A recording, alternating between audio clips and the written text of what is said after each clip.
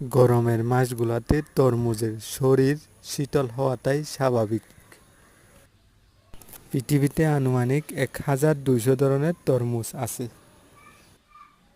দক্ষিণ আফ্রিকা ও মার্কিন যুক্তরাষ্ট্রে 300 ধরনের বেশি তরমুজ ফলন উৎপাদন করা হয়েছে। যতদূর জানা যায়, তরমুজ চাষ করা হয় আজ থেকে 5000 বছর আগে থেকে। পৃথিবীতে সবচেয়ে বেশি তরমুজ চাষ করা হয় চীনে। তরমুজে শতকরা 92% পানি, তাই তরমুজ খেলে পানির তৃষ্ণা মিটে। এছাড়া তরমুজের জুস খেলে ত্বক সুস্থ ও সবল থাকে। প্লিজ সবাই চ্যানেলটা সাবস্ক্রাইব করেন, লাইক করবেন, কমেন্ট করবেন। নিত্য